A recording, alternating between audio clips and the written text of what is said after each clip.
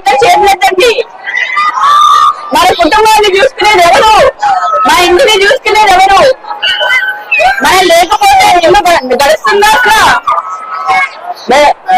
మన మహిళలకి ప్రతి మహిళకి 1500 ప్రతి నెల ఇవ్వడం జరుగుతుంది. అదే కాకుండా మహిళలకి ఫ్రీ ఆర్టీసీ ట్రాన్స్పోర్ట్, మనం ఎక్కడికి వెళ్ళాలన్నా ఫ్రీ ట్రాన్స్పోర్ట్ ఇవ్వడం జరుగుతుంది.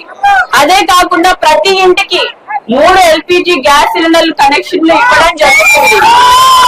మన రైతులకి 20,000 అసిస్టెన్స్, వాళ్ళు పనిచేస్తేనే మన కడుపులు నిండుతాయి. అలాంటి వాళ్ళకి మనం మద్దతు ఇవ్వకపోతే ఎవరికి ఇస్తాము? 20,000 ఫైనాన్షియల్ అసిస్టెన్స్ ప్రతి సంవత్సరం. అదే కాకుండా మన రాష్ట్రానికి 20 లక్షల ఉద్యోగం ఇవ్వడం జరుగుతుంది. దాంట్లో అన్ఎంప్లాయ్మెంట్ ఉన్న వాళ్ళకి ఒక జాబ్ వచ్చే వరకు ప్రతి నెల 3,000 ఇవ్వడం జరుగుతుంది. 50 సంవత్సరాలు దాటిన వాళ్ళందరికీ 3,000 నుంచి 4,000 ఇస్తున్నారు.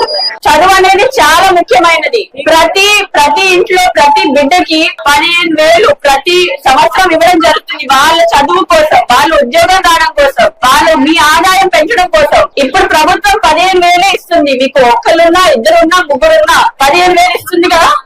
ఇప్పుడు టీడీపీ పవర్ లోకి వస్తే మీకు ఇచ్చే హామీ ఏంటంటే ప్రతి బిడ్డకి ఒక్కరున్నా 15,000, ఇద్దరుంటే 30,000, ముగ్గురుంటే ఎంత 45,000 ఇవ్వడం జరుగుతుంది.